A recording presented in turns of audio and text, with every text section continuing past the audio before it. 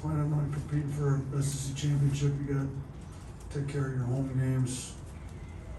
We got the one tonight, we've been making a big point of emphasis on the turnovers. Turnovers were down, thought we were much better that way tonight. I thought our defense was decent. We were obviously aided by them not shooting the three very well tonight, but I was a little disappointed with our effort once we kind of built the lead up there in the middle of the second half. I think we got to do a better job closing games, playing hard, whether you've got a lead or it's tight or whatever. So I think even Mississippi State, I didn't think we closed that game great either. So we've got to do a better job closing games with a lead. That is a good spot to be in though, where you got to worry about closing games with a lead. So, happy with the guys' effort. We need to do a better job on the glass. I think that'll rebound us by 10 in the second half. So that's an issue too, which is going to be, a big issue for Kentucky. Kentucky's always a great rebounding team. Their offense is aided tremendously by their offensive rebounding. So we got, and obviously Sheetwave's probably the best rebounder in the country. So we're gonna have to do a better job rebounding Saturday. But all in all, happy with the guys. Thought the ball moved. We took care of it. The guys made shots. It was a good night overall. We just got to clean up a few things. Start with James. You're talking about shooting, just Brandon Miller just pulling up from the logo is, Barney, you're incredible. What did you see in that? And is it nice to have a guy that can shoot that deep? Yeah, he had to pull up at the logo. We had no time left on the shot clock. So, but I like to say he drew up the play to, planning on Brandon making a 45-footer, but, we did kind of tried to run something a little different, and so if we have problems, find Brandon up at the top here. So JB did a good job finding Brandon up at the top. He made a tough shot. And I think they had cut it to 15 at that point. I think it was 27, and they cut it to 15. So I think that was at the under 4 media timeout. We took it from 15 to 18, and then got to stop and scored again, if I remember right, to take it to 20. So it was a big shot. We obviously didn't play well from that 8-minute to 4-minute stretch. We gave up the lead. The guys weren't guarding very well. Offense was struggling a little bit, so we kind of brought the starters back, and I thought they did a good job there from that under 4 media timeout till we brought them out there with about a minute to go. So they did a good job over that 3 minutes. That shot by Brandon certainly got us started well in that stretch. Tony. You talked about the emphasis on limiting turnovers. What goes into that? How do you kind of prevent those? And then how happy are you to see this the first time I think this season that you've had single-digit turnovers? Yeah, go through the video of how we're turning it over, try to eliminate the careless ones. When we're driving into tight gaps, try to eliminate the travels, step out of bounds, the moving screens. We've been turning it over all sorts of different ways. So I thought, for the most part, on some of the turnovers they called tonight were travels. So, we still got to do a better job with that. We didn't have very many live ball turnovers at all. So at least, if we did turn it over, they weren't scoring off turnovers. I guess they got 6 points off our turnovers. But, just individual guys showing them different things, keeping it simple. Like sometimes we do a little bit too much, trying to do too much in traffic. Just keep it simple. If your teammate's open, throw them the ball. We don't have to drive it into traffic when got a teammate open. So we don't try to overcomplicate the stuff with the turnovers, but we just need some guys to simplify and make simple plays. Michael. A lot of balance in the scoring. I think 9 of the 10 first half players scored, which was the benefit of being able to spread the wealth around like that scoring wise. Yeah, obviously Brandon and Mark have been carrying the bulk of the scoring load, for us throughout the games. But I think, when you got Jaden Bradley able to score the ball like he's been getting a free throw line, making free throws. Clowney's been doing a good job for us. I think JQ's starting to get his swagger back a little bit. He went 3 of 5 from 3, which is great. When those guys are able to contribute like they did tonight, it takes some pressure off Brandon and Mark, which, they're not going to be able to shoot it every night. Like tonight, Brandon was only 2 of 6 from 3, which is a pretty good night for most people, but he'd been a little bit better than that. So you know, neither one of them shot it great from three. They both shot it under what their season average is, but we're still able to put up 84 points. So I think we can, you know, there's some other guys. I mean, Don Welch is going to get it going here. Rylan Griffin hit the 1-3. I think he can be a little bit better for us on offense too. And Charleston had a great offensive game. He missed some layups and lob attempts where we can get a little bit more out of him. So I think having different guys step up different nights kind of makes it harder to scout us what you're going to do to take away. You might be able to take away Brandon or Mark. It's probably hard to take both away, but then we've got other guys that can score the ball too. Carrie. Thank you, Coach. Back here. Speaking of that, just from the starting five all the way down the roster, just the confidence in this team you see at this point in the season, where can you see them take some steps in improvement at this moment right now with 2 games in the conference play? Playing a full 40 minutes. I think we take breaks. We get a lead and relax a little bit. That can cost you. I've seen plenty of basketball games where teams up 20 and lose the game. We can't take our foot off the gas on the defensive end. Then, you know, we've had one game where we kept the turnovers in single digits. We need to try to repeat that time after time. We got to continue to take care of the ball, you know, with the turnovers. And then, you know, our finishing at the rim, I thought some guys missed some shots at the rim that are makeable shots that, you know, they should have finished through some contact, and got to do a little bit better job of that. Those would be the big areas. You know, obviously there's a bunch of little things game to game, but turnovers we're going to keep stressing until it becomes consistent where we're taking care of the ball. Nick. What do you think it is about the mindset or the approach of this group that it avoids, you know, the trap game or just the looking past certain opponents?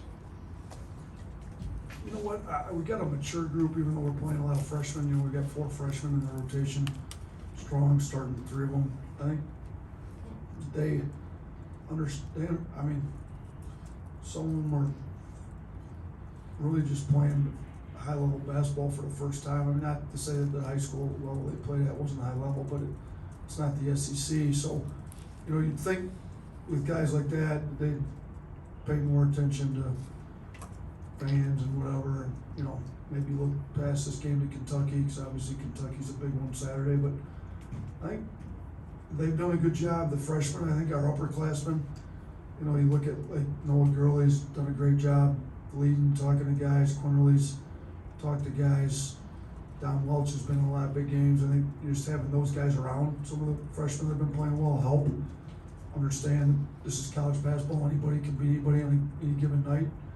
You see it every week in college basketball where a team that's highly rated loses a game they probably shouldn't have lost. So I think just having some veteran guys around the young guys helps, but the young guys listen, and the young guys are pretty mature themselves. So, and I think it also helps having some competition. Like, we weren't this deep last year. This year, if you're not playing hard, not playing well, we got plenty of options to get in the game and play. Like, where last year we kind of stuck with guys weren't playing hard. We didn't have many options to play. You know, we try to play some walk-ons to spark it a little bit. This year we've got 10 guys strong in the rotation that are all playing well. You know, we don't have to play if you're not playing as hard this year. Mason. You kind of just talked about that, Coach, but to have 9, 10, 11 guys who can contribute, whether it's scoring, rebounding, taking charges, or just playing solid defense, what does that mean to have such a deep rotation going into ACC play and beyond? Yeah, I mean, can hold guys more accountable. You can get better effort.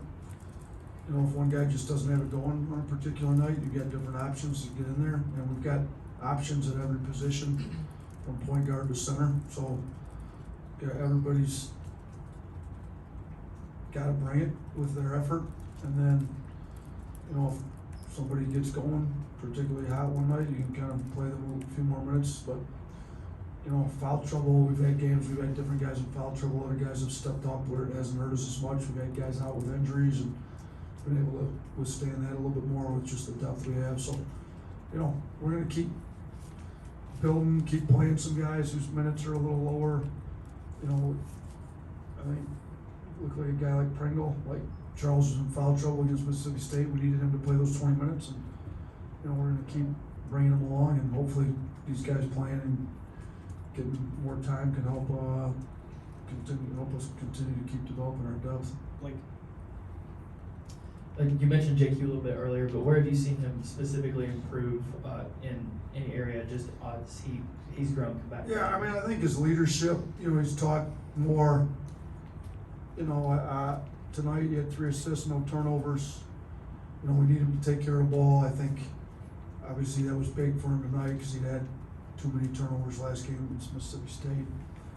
Shooting wise, he's been in the gym working on a shot. I think he's gotten comfortable. He struggled shooting the ball last year. I think, he felt a lot more pressure last year. I think with having Brandon, Sears, different guys out there that can help, there's not as much pressure on him. Like, he played pretty loose tonight, but not loose in the sense he was turning it over. I think he just, he pulled up, made shots when they were open, and looked comfortable doing it. So I think he's coming. He's starting to get his confidence back, and when you're out for as long as he was with the ACL, you got to get confidence that your knee's going to hold up. I think he's starting to get that back in his head, and then you got to get confidence in your game again.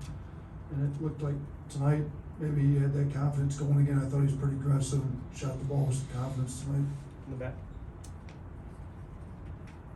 Coach, you're tied for first in the SEC right now with 3 back-to-back SEC games coming up. How do you plan to dominate moving forward? Hold on, what do you mean 3 back-to-back SEC games coming up? Kentucky, Arkansas, and LSU. Okay, with three against higher level team. Are they? They're not all 2-0 though, are they? What, Kentucky's 1-1. Kentucky and LSU just played tonight. Yeah, and Kentucky won that. So they're 1-1. LSU's 1-1. Did Arkansas play tonight? They play tomorrow. Okay. I mean, they're all really good. Obviously, LSU, I think, was on a 7-game winning streak going into the Kentucky game. So, we're just going to take them one at a time. I think if you look at our schedule last year, we're 2-0 and had some pretty good non-conference wins. And we lost when we should have lost to Missouri.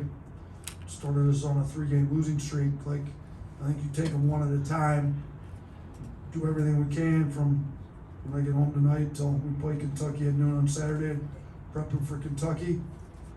Win or lose that game, you turn your full attention, I don't even know who we play after Kentucky, turn full attention into whoever we play next and take them one at a time. So, the SEC's a really good league, between Kentucky, LSU, Arkansas, like we have coming up. You still got Tennessee, you still got Auburn. You can go down the list. Like I think at one point we had 7 teams in the top 25, maybe 6 in the last poll, if I remember right, 6 or 7. We've got a lot of teams.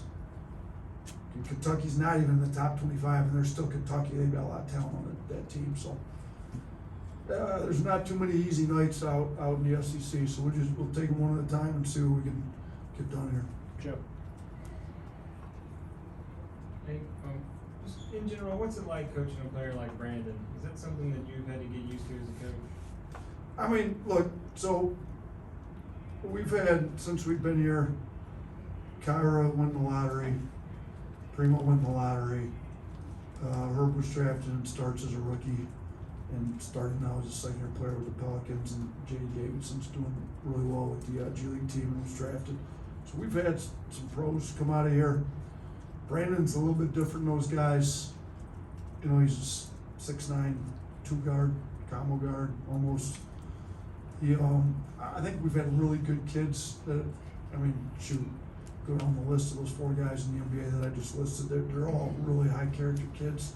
Brandon Fowles in the same suit.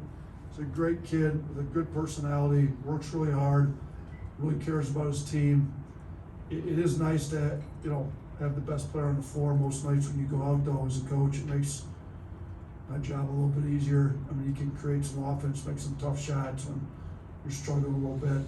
So, we're gonna enjoy him for the 1 year we've got him. He's gonna be really good. Next year in the NBA, he's been really good for us. We're gonna get him better. There's things that I think he needs to still do better. He's gotta finish at the rim better. He's, gotta get better defensively. He's got to rebound a little better on a consistent level.